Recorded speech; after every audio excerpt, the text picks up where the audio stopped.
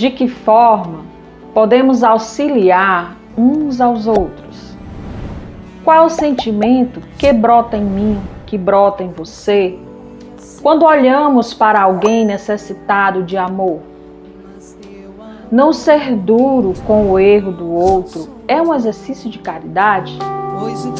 Eu sou Adriana Nogueira e essa é a Casa da Fraternidade na sua casa. Através desse canal, nos conectamos com Deus, tiramos um pouquinho do nosso tempo para ouvir o nosso coração, buscando algumas compreensões sobre a nossa existência. Jesus, soberano Mestre, ofertamos a Ti nossas alegrias e nossas incertezas. Ofertamos nosso coração e nossa oração, nossos sonhos e nossas fraquezas. Ensina-nos, Senhor, a amar, a perdoar, a defender nossos irmãos mais necessitados. Ensina-nos a dividir o pão e a nos dar as mãos. Ensina-nos a construir a paz entre todos os povos. Ponha, Senhor, a Tua luz na dor do mundo, e que Seu nome seja proclamado nos louvores de cada criatura. Que assim seja. Trazemos hoje uma mensagem de Alta de Souza, ela que tem uma importância muito grande para a doutrina espírita. E a mensagem diz assim: meu irmão, tuas preces mais singelas são ouvidas no espaço ilimitado. Mas sei que às vezes choras, consternado. Ao silêncio da força que interpelas, volve ao teu templo interno abandonado, a mais alta de todas as capelas, e as respostas mais lúcidas e belas hão de trazer-te alegre e deslumbrado.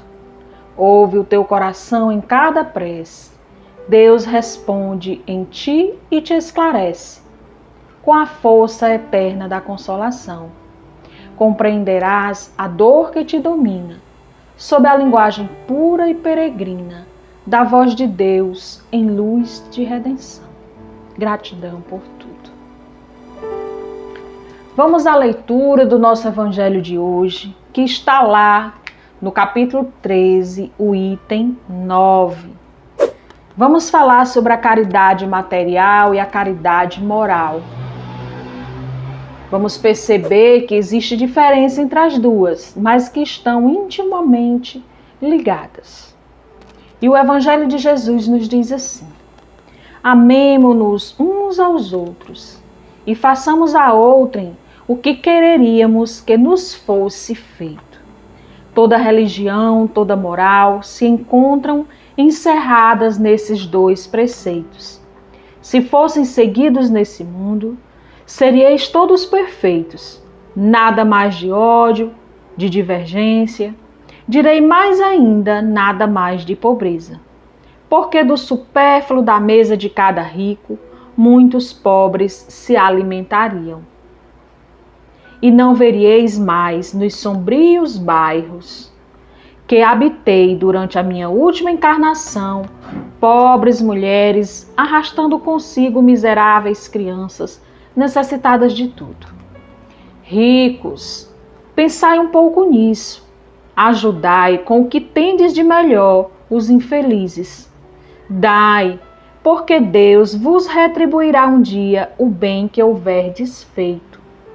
Para que encontreis, ao sair do vosso envoltório, um cortejo de espíritos reconhecidos que vos receberão no limiar de um mundo mais feliz.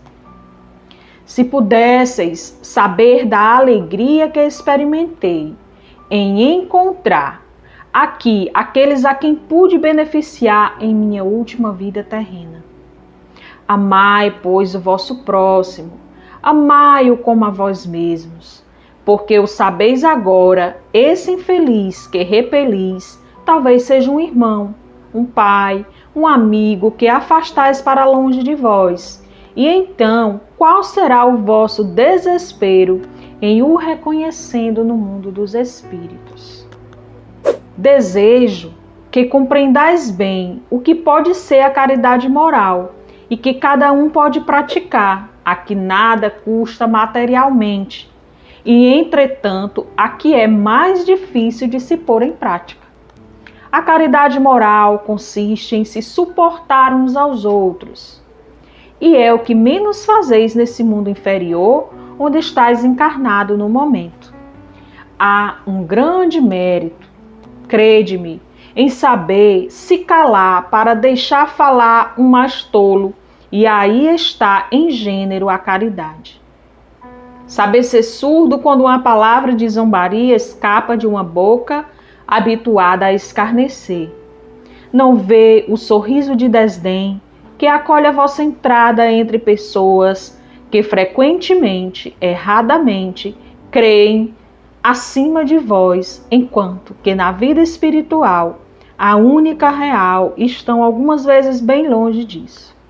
Eis um mérito, não de humildade, mas de caridade, porque não anotar os erros de outrem é caridade moral. Entretanto, essa caridade não deve impedir a outra, mas pensai, sobretudo, em não menosprezar o vosso semelhante. Lembrai-vos de tudo o que vos tenho dito. É preciso lembrar sem cessar que no pobre rejeitado talvez repilais um espírito que vos foi caro e que se encontra momentaneamente na posição inferior à vossa. Eu revi um dos pobres da vossa terra que pude, por felicidade, beneficiar algumas vezes, e a quem me cabe agora implorar por minha vez. Recordai-vos de que Jesus disse que somos todos irmãos, e pensai sempre nisso antes de repelir o leproso ou o mendigo. Adeus, pensai naqueles que sofrem e orai. Irmã Rosália, Paris, 1860. Continuamos, meus irmãos, a falar sobre a caridade e sobre o amor, porque essa talvez seja a nossa necessidade maior de aprender sobre essas duas coisinhas básicas, mas que regem e norteiam as nossas existências. Amemo-nos uns aos outros e façamos aos outros o que quereríamos que nos fosse feito. Toda religião, toda moral se encerra nesses dois preceitos. E assim poderíamos evitar guerras entre os povos, disputas por poder, desigualdades sociais. Assim não seriam construídos muros que nos separam uns dos outros, mas ao invés da segregação, seriam construídas pontes, caminhos, estradas, veredas que nos ligam uns aos outros. A caridade material e a caridade moral. A caridade material deve ser praticada incansavelmente, e esta é mais fácil de ser praticada, pois sempre teremos o que compartilhar, não levando em conta a quantidade, porque se não dispomos de muito, podemos ajudar com pouco e também é válido. Precisamos pensar nos outros, nos colocar no lugar do outro, tendo em vista que a vida é cíclica. O Evangelho nos fala disso, de pessoas que tenham sido caras para nós e que no outro momento é alguém necessitado da nossa ajuda. Então nós também, nesse movimento de vida, podemos num momento estar na condição de precisar de ajuda material e em outro estar na condição de ofertar a ajuda. A caridade moral, essa sim, nos desafia constantemente, nos traz para fora de nossos egos, de nossas blindagens vaidosas e nos faz praticar o silêncio, a ponderação e a paciência. A caridade moral, ela é doação, ela é amor, ela é compreensão. E ela exige de nós um empenho maior e perseverança para a sua execução. Não exige nada financeiramente, mas nos custa todas as reservas de amadurecimento, de maturidade espiritual. Praticamos a caridade moral quando nos dedicamos a alguém, a uma causa. Praticamos a caridade moral quando não nos lamentamos de nossos fardos, quando aceitamos um familiar que é difícil e que exige a nossa dedicação, o nosso amor, o nosso perdão, às vezes constante. Praticamos a caridade moral quando defendemos a vida de toda forma de opressão e quando usamos a nossa força, a nossa voz, os nossos saberes e as nossas vivências para lutar por dias melhores e por mais humanidade. Quando pensamos nas pessoas que são exemplos para nós, como Irmã Dulce, Chico Xavier, Dom Pedro Casaldáliga, Padre Júlio Lancelotti, que está sempre nas mídias sociais, que exemplo aquele homem nos dá de humildade e de doação. Dr. Bezerra de Menezes e tantos outros, o que eles fizeram a mais? O que eles tinham de diferente? Ou quais as ações os fizeram diferente de nós e de todo o resto da humanidade? Eu vos digo, a prática do bem, da caridade, o olhar atencioso para com quem apresenta algum tipo de necessidade, algum tipo de dor. E a doutrina espírita, baseada nos ensinamentos do Mestre Jesus, traz como um de seus pilares uma frase curta, forte e significativa: fora da caridade não há salvação. E eu, humildemente vos digo, fora da caridade não seremos felizes. E nós estamos aqui para sermos felizes, para cumprir a nossa missão, para fazer os nossos resgates, mas sobretudo para sermos felizes, para ter uma existência alegre e não penosa. E para isso, para sermos felizes, para termos histórias bonitas para contar quando retornarmos à pátria espiritual, a principal ferramenta é a prática da caridade, que nada mais é do que a expressão máxima do amor ao próximo. Deus nosso Pai, Criador, que possamos, Senhor, a cada dia nos fortalecermos nos ensinamentos de Jesus, que possamos aumentar a nossa fé em Ti, Pai amado, para enfrentar as dificuldades, as tribulações, esse período de grande dificuldade para toda a humanidade. Que possamos sentir em nossos corações a mudança, que possamos modificar as nossas ações, buscando sermos mais caridosos, sermos mais amáveis com o nosso próximo, com todas as formas de vida existentes neste universo. Que o sentimento de fraternidade aflore cada vez mais em nossos corações, para que possamos trilhar uma caminhada terrena, fortalecidos na fé, no amor, na caridade, na fraternidade. Ilumina, abençoa, Senhor, os nossos lares, todo o planeta. Deus de bondade e misericórdia, que assim seja. Meus queridos irmãos, chegamos ao final do nosso lindo encontro de hoje. O Evangelho nos fala, através dos seus testemunhos tão atuais, que o amor é o sentimento mais nobre que o espírito pode alcançar.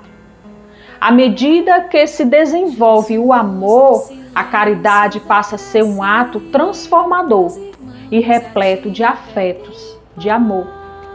E enquanto não temos amor, praticamos uma caridade fria, obrigatória, sem alma. Então nós somos convocados a ir treinando, a ir fortalecendo as nossas preces, a ir nos unindo a outras pessoas que também buscam contribuir com a mudança, que trazem para esse mundo suas cores e sua luz. E esse canal é um instrumento de transformação, começando pela vida de todos que fazem esse canal, produzem esse momento do estudo do Evangelho, até chegar em você, meu caro irmão. Esse canal é um instrumento de luz e você pode colaborar com isso, se inscrevendo, curtindo e compartilhando. Agradecemos por mais um momento juntos. E hoje queremos dizer que estamos em festa. Nesse mês, comemoramos o aniversário da Casa da Fraternidade. A Casa da Fraternidade é uma pequena casa espírita, do ponto de vista material. Porém, lá é como o coração de mãe, é aconchegante, é afetuoso e sempre acolhemos mais um. A Casa da Fraternidade nasceu de um encontro entre irmãos e irmãs, com o desejo de estudar a doutrina espírita e torná-la conhecida de outras pessoas que buscam conhecer para se transformar. A Casa da Fraternidade abre suas portas para a realização de seus trabalhos a partir de domingo, com o estudo do Evangelho. Na segunda, temos o estudo do Livro dos Espíritos, onde podemos compreender aquelas perguntas instigantes que ao longo de nossas vidas não encontramos a resposta, e mais um estudo do Evangelho. Às quartas-feiras temos o estudo do Livro dos Médiuns e práticas mediúnicas, com seu corpo de médiuns, ficando esse dia restrito apenas aos trabalhadores da casa. E a Casa da Fraternidade desenvolve o atendimento fraterno, onde pessoas da casa, trabalhadores da casa, se dispõem a conversar, orientar, esclarecer a quem nos procura. Anualmente temos uma programação com rodadas de palestras abordando temas diversos à luz do Espiritismo, com trabalhadores da casa e de outras casas espíritas, participações de alguns grupos musicais de casas espíritas da região. Nesse período de pandemia, ficamos restritos aos trabalhos presenciais e foi quando tivemos a ideia de colocar esse canal no ar. Estamos no 2º ano com esse canal, Fraternidade Espírita de Cascavel, levando semanalmente 3 estudos do Evangelho para vocês que estão em casa e que se permitem esse encontro, esse momento de paz, de reflexão e de silêncio através do estudo do Evangelho. Quando Jesus fala no silêncio do nosso coração e nas palavras de nossas preces. Agradecemos por mais um encontro e até a próxima semana com a graça e a proteção de Deus.